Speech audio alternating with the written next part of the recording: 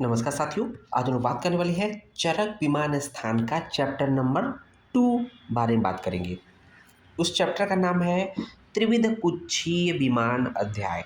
अर्थात जो चैप्टर का नाम है उसी चैप्टर से ही हम लोग सब कुछ शुरुआत होगी। त्रिविध अर्थात तीन प्रकार के, कुच्छी अर्थात कुच्छी के तीन विभाग किए गए, तीन उसको तीन पार्ट में डिवाइड किया। कुच्छी को क्या बोलते हैं? कुच्छी एक्चुअली संस्कृत वर्ड है ना। उसका अगर बात करते हैं तो कुच्छी मतलब होता है आमाशय, है ना। स्टमक सिंपली आमाशय होता है। अर्थात जो भी हम लोग आहार लेते हैं वो आमाशय में जाता है। तो कहने का मतलब उस कुच्छी में, उस आमाशय में मुख्य रूप से तीन भाग किए गए हैं अलग अलग चीज़ों के लिए। उसके बारे में बात करेंगे।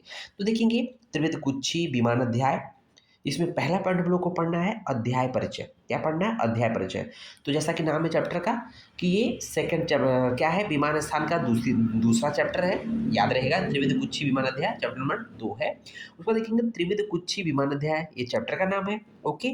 उसको देखिए कुच्छी, यहाँ पर क्या किया गया? त्रिविध कुच्छी अर्थात अमाशय के तीन भाग किए गए, तीन भाग विभाग किए हैं। अर्थात कुच्छी अमाशय को तीन पार्ट में डिवाइड किया गया है। ओके। उस पर देखेंगे इसमें वर्णन क्या है इस चैप्टर में। भोजन, क्योंकि अमाशय है तो कहेंगे भोजन की मात्रा से भोजन के बारे में वर्णित होगा। तो अमाशय अर्थात भोजन की मात्रा और अमात्रा का विचार, अर्थात प्रत्येक व्यक्ति की कितनी मात्रा होनी चाहिए, कौन सी अमात्रा अर्थात कौन सी मात्रा नहीं सेवन करनी चाहिए। सो देखेंगे कि हीन मात्रा आहार से हानि। अगर कोई व्यक्ति, अमात्रा के दो पार्ट होते हैं, एक होता है कि हीन मात्रा, एक होता है अधिक मात्रा। तो जो हीन मात्रा होती है उसके आहार से क्या क्या हानि होंगी उसके बारे में पढ़ेंगे।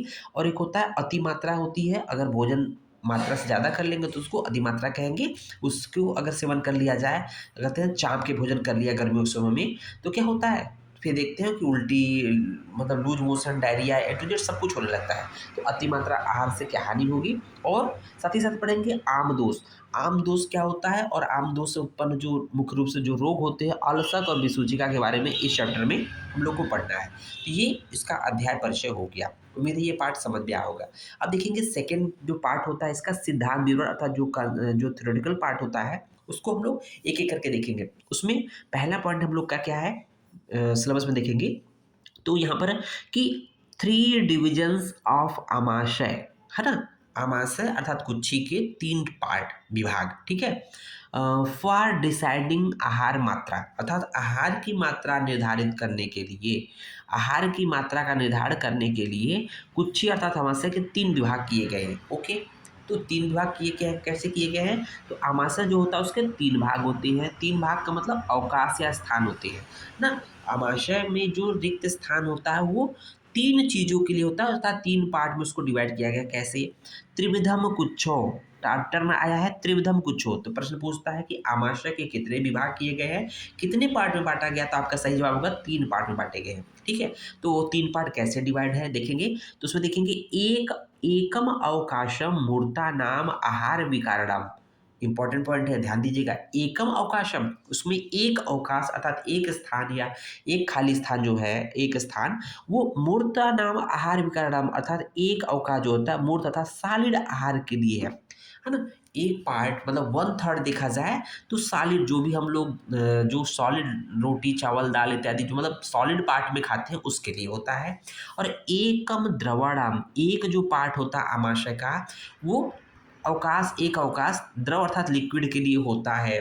और जो एकम पुनर्वात पित्त श्लेष्मणाम, और तीसरा जो होता है कि जब आहार का पाक होता है, विपाक होता है ना, तब उसके पश्चात जो विभिन्न प्रकार की गैस का निर्माण होता है, वात पित्त कफ, है ना। कहते हैं मधुर विभाग, अम्ल विभाग, कटु विभाग। तो मधुर विभाग में कफ की उत्पत्ति, अम्ल विभाग में पित्त की उत्पत्ति, कटु विभाग में वात की उत्पत्ति है। तो वात पित्त कफ जो दोष उत्पन्न होते हैं उसके लिए भी एक पार्ट होना चाहिए। तो कहने का मतलब ये है, ऐसा नहीं है कि हम लोग कभी कभी देखते हैं कि जो कुछ लोग होते हैं ना बिल्कुल कहते हैं गले तक एकदम चाप के खा लिया। इसका मतलब सिर्फ आपने सॉलिड पार्ट लिया, आपने कहते हैं ना कि उतनी मात्रा खाओ जिससे कि पानी भी पी सको, जिससे डकार आ सके, है ना। तो इसका मतलब सॉलिड के लिए भी जगह होना चाहिए जो, और लिक्विड पार्ट के लिए बचाना चाहिए। और कुछ उसके पश्चात डाइजेशन के पश्चात जो है जो गैसों का निर्माण होता है अर्थात दोष का उत्पत्ति होती है वात पित्त कफ, उसके लिए भी जगह होनी चाहिए। ये तो बात होगी कुछ के तीन विभाग होते हैं। इसके बाद देखेंगे जो सेकंड पॉइंट है सिद्धांत विवरण में, मात्रावत आहार का लक्षण, अर्थात कितनी मात्रा प्रत्येक व्यक्ति को खाना चाहिए जिससे कि उसकी एक शारीरिक पुष्टि हो सके, उसके शरीर में बल की प्राप्ति हो सके, अर्थात एक समय मात्रा क्या होनी चाहिए। तो हर एक पर्सन की अलग अलग मात्रा होती है, उसका क्या लक्षण है ना, वो तो खाने के बाद ही पता चलेगा। तो देखेंगे कि कौन कौन से लक्षण होंगे। तो कह रहा है कि कुछेर प्रपीडनम आहारेण आहारेण, अर्थात कि आहार द्वारा कुक्षी पर दबाव न पड़े, मतलब इतनी मात्रा आप सेवन कर लो कि जिससे कि आपके आमाशय पर कोई दबाव न पड़े। ठीक है ना, आपने खा लिया लेकिन चाप के नहीं खाना है, इसका मतलब कुक्षी आमाशय पर कोई दबाव प्रेशर न पड़े। जब ज़्यादा भर जाएगा तो प्रेशर मारेगा ना दीवारों पे। ठीक है।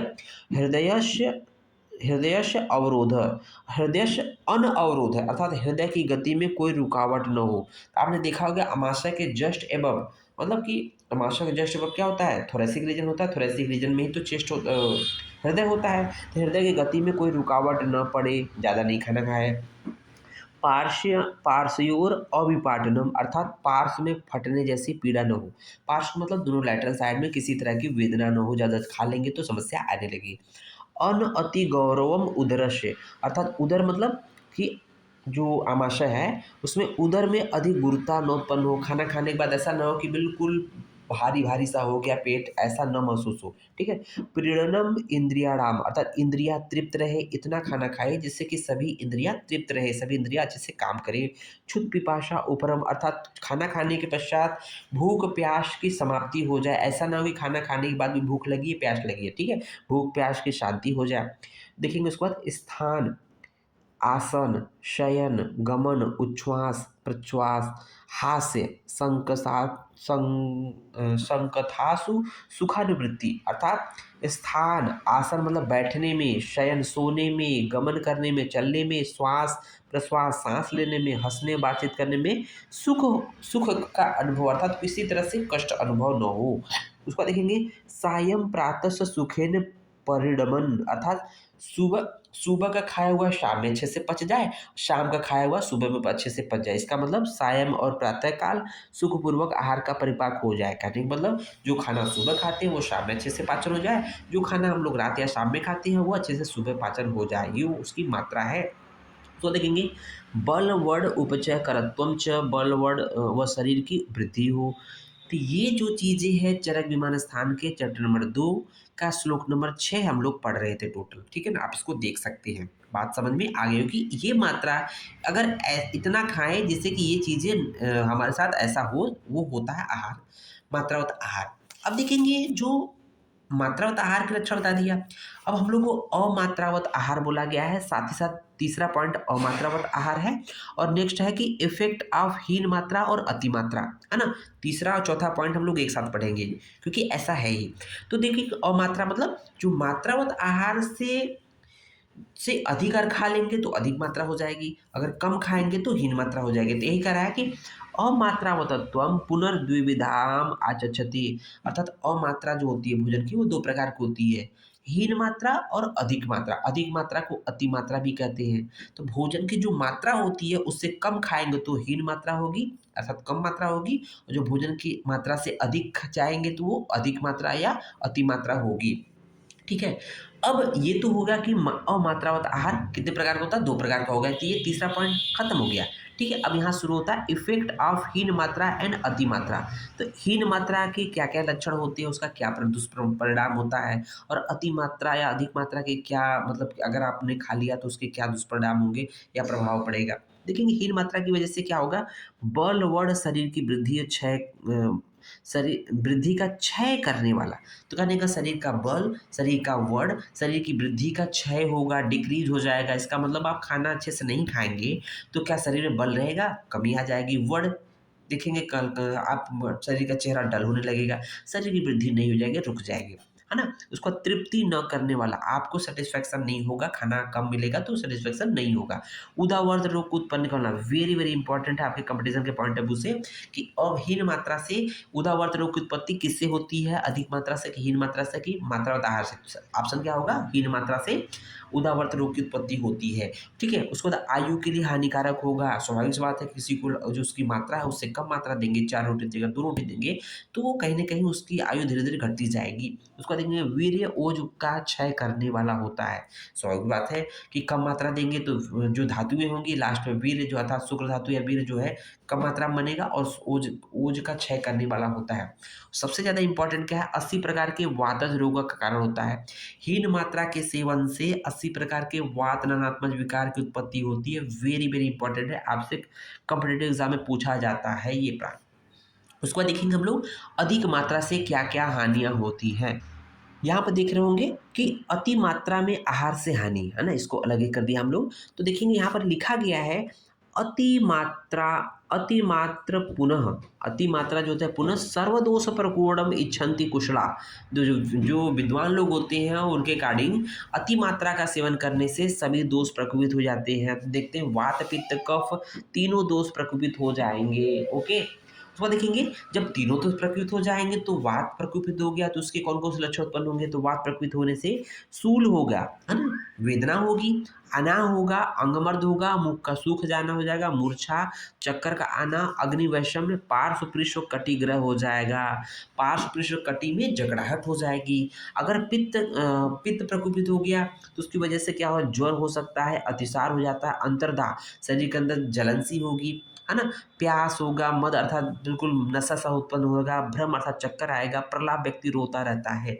और कफ के प्रकोपित होने से क्या होगा, बमन होगा, उल्टी हो सकता है, भोजन में अरुचि हो जाएगा, अपच इंडाइजेशन हो जाएगा, शीत ज्वर हो जाएगा, मतलब ठंडा देकर बुखार आएगा, आलस शरीर में गुड़ता होगी।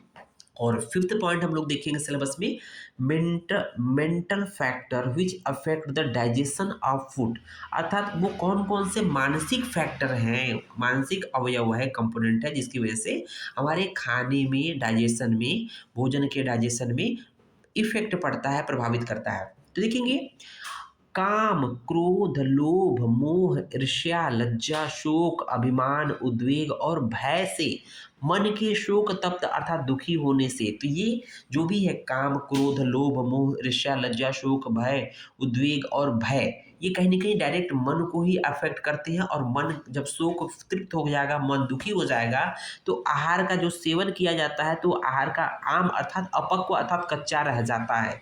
ये कहाँ दिया है, चरक विमान स्थान दूसरे चैप्टर के श्लोक नंबर 8 में देखेंगे। ओके, अब उसी के कंटिन्यू देखेंगे, श्लोक नंबर 9 देखेंगे उसका। और मात्रया अप्यवहृत पथ्यम च अन्नम न जीरति, चिंता, शोक, भय, क्रोध, दुख, शय्या, प्रजाग्रह।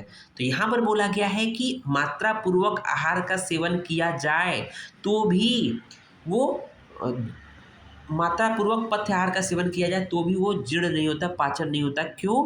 जब व्यक्ति चिंता से ग्रसित रहेगा, शोक से ग्रसित रहेगा, भय से ग्रसित रहेगा, क्रोधित रहेगा, दुखी रहेगा, खूब सोएगा और खूब जगेगा, तो इस स्थिति में उसका जो भी पथ्य आहार अर्थात मात्रा पूर्वक सेवन किया गया आहार भी पाचन नहीं होता है, अर्थात उसका अच्छे से पाचन नहीं होता है।